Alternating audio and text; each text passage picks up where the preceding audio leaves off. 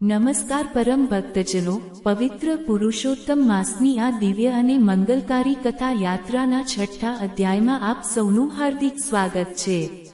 પાંચમા અધ્યાયમાં આપણે જોયું કે કેવી રીતે પરમ દાનવીર રાજા મયુરધ્વજે પ્રભુના વચન ખાતર પોતાના પુત્રનું પણ બલિદાન આપવાની તૈયારી કરી લીધી અને ભગવાને પ્રસન્ન થઈને તેને નવું જીવન આપ્યું। આજે છઠ્ઠા અધ્યાયમાં આપણે ગુજરાતની વ્રતકથાઓમાં બહુ જ ઊંડો બોધ આપનારી એક અદ્ભુત કથા સાંભળીશું, જે છે એક કપટી સોની અને એક સાચા સાધુની હૃદયસ્પર્શી વાર્તા। આ વાર્તા એવા લોકોની આંખો ખોલી નાખશે જેઓ દુનિયાની સામે બહુ સારા બનવાનો ઢોંગ કરે છે, પણ અંદરથી લોભ અને ચાલાકી વણીને બેઠા છે। આ વાર્તામાં આપણે જોઈશું કે કેવી રીતે એક અધર્મી માણસે પવિત્ર પુરુષોત્તમ માસમાં ભગવાનના ભક્તને છેતરવાનો પ્રયત્ન કર્યો, તો સાક્ષાત પુરુષોત્તમ પ્રભુએ ભક્તની લાજ બચાવવા માટે કેવો મોટો ચમત્કાર કર્યો। વિડિયો આજે ખૂબ જ લાંબો અને રસપ્રદ થવાનો છે, એક પણ સેકન્ડ સ્કીપ કર્યા વગર છેલ્લે સુધી શાંતિથી સાંભળજો, જેથી આ પવિત્ર મહિનાનું પૂરેપૂરું પુણ્ય તમારા પરિવારને મળે। કથા શરૂ કરતા પહેલા કમેન્ટ બોક્સમાં પૂરી શ્રદ્ધા અને ભક્તિ સાથે જય પુરુષોત્તમ પ્રભુ અચૂક લખી દો। ઘણા વર્ષો પહેલાની આ વાત છે। એક મોટું અને સમૃદ્ધ નગર હતું। એ નગરમાં એક સોની રહેતો હતો। તે સોનાના દાગીના બનાવવાનું કામ કરતો હતો। તેનો ધંધો બહુ મોટો હતો, પણ તેનો સ્વભાવ અત્યંત લોભી, ચાલાક અને સ્વાર્થી હતો। તે ક્યારેય કોઈ ગરીબ પર દયા નહોતો રાખતો અને સોનાના દાગીના બનાવવામાં પણ લોકો સાથે બહુ મોટી છેતરપિંડી કરતો હતો। ઉપરથી તે ગામમાં એવો દેખાડો કરતો કે તેના જેવો ધાર્મિક માણસ આખા નગરમાં બીજો કોઈ નથી। એ જ નગરના છેવાડે નદી કિનારે એક નાની ઝૂંપડીમાં એક પરમહંસ સાધુ મહારાજ રહેતા હતા। આ સાધુ મહારાજ સંસારના બધા મોહ માયાથી પર હતા। તેમનું હૃદય એકદમ કાચ જેવું સાફ હતું। તેમની પાસે ધનના નામે માત્ર એક તૂટેલી પથારી, એક કમંડળ અને એક નાની ગોદડી હતી। તે આખો દિવસ ભગવાન શ્રીહરિ નારાયણના ભજનો ગાતા, પ્રભુનું ધ્યાન ધરતા અને વનમાંથી જે કંઈ કંદમૂળ કે ભિક્ષા મળે તે ભગવાનને ભોગ ધરીને પ્રેમથી જમી લેતા હતા। નગરના લોકો આ સાધુ મહારાજને બહુ માનતા હતા। સમય પસાર થતો ગયો અને પવિત્ર પુરુષોત્તમ માસ એટલે કે અધિક માસની શરૂઆત થઈ। સાધુ મહારાજે તો નદી કિનારે બેસીને અખંડ તપ અને પુરુષોત્તમ પ્રભુની આરાધના શરૂ કરી દીધી। તે વહેલી સવારે બ્રહ્મ મુહૂર્તમાં નદીમાં સ્નાન કરતા અને આખો દિવસ નિસ્વાર્થ ભાવે પ્રભુના નામનો જપ કરતા હતા। બીજી તરફ પેલા કપટી સોનીએ વિચાર્યું કે આ પવિત્ર મહિનો આવ્યો છે, તો લાવ હું પણ નદીએ નાહવા જાઉં અને મોટો દેખાડો કરું, જેથી ગામના લોકો મને બહુ મોટો ભગત સમજે અને મારો ધંધો હજુ વધારે ચાલે। સોની દરરોજ સવારે રેશમી ધોતિયું પહેરીને હાથમાં સોનાની પૂજાની થાળી લઈને નદીએ જવા લાગ્યો। તે નદી કિનારે મોટે મોટેથી મંત્રો બોલતો, જેથી આજુબાજુની સ્ત્રીઓ અને લોકો તેના વખાણ કરે। પણ સોનીનું ધ્યાન પૂજામાં ઓછું અને લોકો કોણ જુએ છે તેમાં વધારે રહેતું હતું। તેનો લોભ એટલો બધો હતો કે પવિત્ર મહિનામાં પણ તે લોકોના સોનાની ચોરી કરવાનું ચૂકતો નહોતો। એક દિવસ સાધુ મહારાજને મનમાં ઈચ્છા થઈ કે પુરુષોત્તમ પ્રભુનું વ્રત પૂરું થાય ત્યારે મારે ભગવાનની એક નાની સુંદર સોનાની મૂર્તિ બનાવીને બ્રાહ્મણને દાનમાં આપવી છે। સાધુ મહારાજ પાસે વર્ષોની ભિક્ષામાંથી બચેલા થોડા સોનાના ટુકડા પડ્યા હતા। તે એ સોનું લઈને પેલા સોનીની દુકાને ગયા। સાધુએ સોનીને કહ્યું, હે ભાઈ, આ પવિત્ર પુરુષોત્તમ માસ ચાલે છે, મારી પાસે આ થોડું સોનું છે, તું આમાંથી મને પ્રભુ પુરુષોત્તમની એક નાની સુંદર મૂર્તિ બનાવી આપ। વ્રતના છેલ્લા દિવસે મારે આ મૂર્તિનું દાન કરવું છે।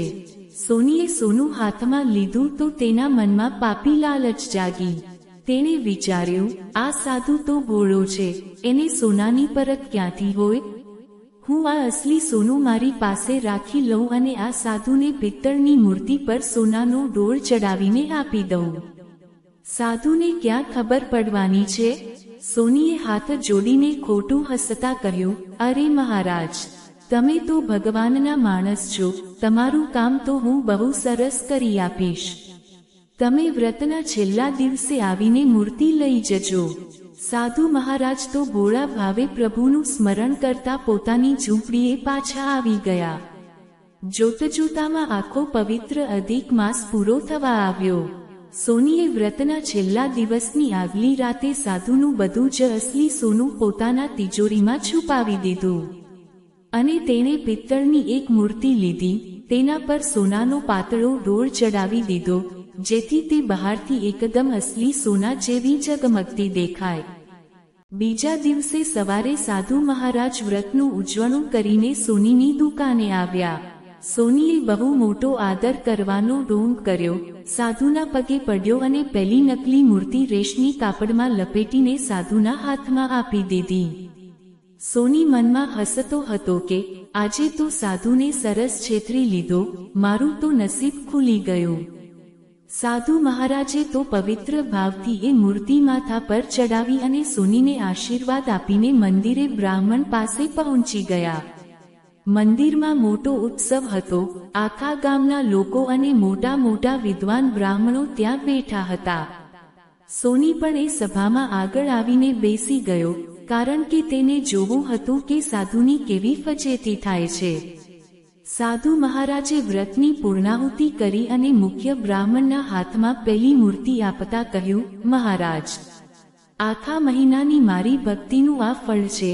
આ પુરુષોત્તમ પ્રભુની સોનાની મૂર્તિ આપ સ્વીકારો. જેવી બ્રાહ્મણે એ મૂર્તિ હાથમાં લીધી, તે એકદમ વજનમાં હલકી લાગી. બ્રાહ્મણ સોનાનું પારખું હતો. તેણે મૂર્તિને બરાબર જોઈ અને ગુસ્સામાં બોલ્યો, અરે સાધુ મહારાજ, તમે સાધુ થઈને ભગવાનના પવિત્ર વ્રતમાં આવું મોટું જૂઠ બોલ્યા. આ કોઈ સોનાની મૂર્તિ નથી, આ તો પિત્તળની નકલી મૂર્તિ છે. તમે બ્રાહ્મણને છેતરવાનો પ્રયત્ન કર્યો. આ સાંભળીને આખી સભામાં ગણગણાટ શરૂ થઈ ગયો. સોની મનમાં બહુ ખુશ થવા લાગ્યો કે હવે સાધુની બદનામી થશે. સાધુ મહારાજ તો સ્તબ્ધ થઈ ગયા. તેમની આંખોમાં આંસુ આવી ગયા. તે સમજી ગયા કે સોનીએ તેમની સાથે કપટ કર્યું છે. સાધુ મહારાજે એ નકલી મૂર્તિ પોતાના હાથમાં લીધી, રડતા હૃદય આંખો બંધ કરી અને આખી સભાની વચ્ચે સાક્ષાત પુરુષોત્તમ પ્રભુને પોકાર કરવા લાગ્યા, હે નારાયણ, હે અનાથના નાથ પુરુષોત્તમ પ્રભુ, આપ તો અંતર્યામી છો. આપ જાણો છો કે મારા મનમાં કોઈ પાપ નહોતું. મેં મારું સર્વસ્વ સોનું આપી દીધું હતું. આજે જો આ મૂર્તિ નકલી સાબિત થશે તો મારી નહીં પણ આપના પવિત્ર વ્રતની અને આપની ભક્તિની બદનામી થશે. પ્રભુ, મારી લાજ રાખજો નારાયણ. સાધુ મહારાજની આવી સાચી અને નિસ્વાર્થ પોકાર સાંભળીને સાક્ષાત પુરુષોત્તમ પ્રભુનું આસન ધ્રુજી ઉઠ્યું. બરોબર એ જ સમયે આખી સભાની વચ્ચે એક એવો ભયંકર અને અલૌકિક ચમત્કાર થયો કે લોકોના મોઢા ખુલ્લા રહી ગયા. સાધુના હાથમાં રહેલી એ પિત્તળની મૂર્તિમાંથી દિવ્ય પ્રકાશના કિરણો નીકળવા લાગ્યા. ભગવાને સાધુના પવિત્ર ભાવથી એ પિત્તળની મૂર્તિને પળવારમાં સાક્ષાત 24 કેરેટના શુદ્ધ સોનાની મૂર્તિમાં બદલી નાખી. એટલું જ નહીં, પેલી સોનીની દુકાનમાં તિજોરીમાં જે અસલી સોનું છુપાવેલું હતું તે આપોઆપ ઓગળીને પથ્થર અને કોલસો બની ગયું.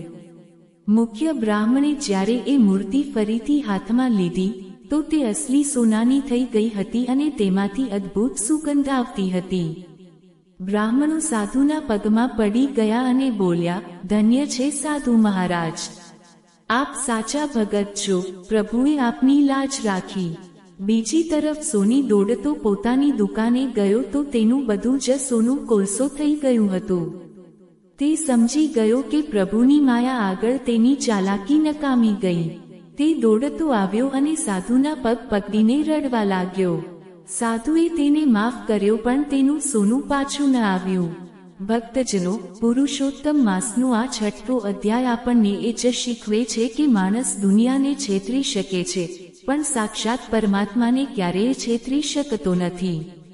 ભક્તિમાં જો કપટ હશે તો તમારું અસલી સોનું પણ કોલસો બની જશે, અને જો હૃદયમાં સાચો અને પવિત્ર ભાવ હશે તો ભગવાન પિત્તળને પણ સોનું બનાવીને તમારી લાજ રાખશે. તો ભક્તજનો, આ હતી પુરુષોત્તમ માસના 6ઠા અધ્યાયની સાધુ અને સોનીની અમર વાર્તા. જો આ વાર્તા તમારા દિલને સ્પર્શી ગઈ હોય અને તમને પ્રભુની લીલા ગમી હોય તો વિડીયોને એક લાઈક જરૂર કરજો અને તમારા સગા સંબંધીઓ સાથે અચૂક શેર કરજો. આના પછીના એટલે કે 7મા અધ્યાયમાં આપણે પુરુષોત્તમ માસની વધુ એક અદ્ભુત અને રોમાંચક કથા સાંભળીશું. એ 7મો અધ્યાય જોવા માટે ચેનલને હમણાં જ સબસ્ક્રાઇબ કરી લો અને બેલ આઇકન દબાવી દો જેથી આગલો વિડીયો તમને સૌથી પહેલા મળે. બોલો પુરુષોત્તમ ભગવાનની જય, લક્ષ્મી નારાયણ દેવની જય. મળીએ આગલા વિડીયોમાં. ધન્યવાદ.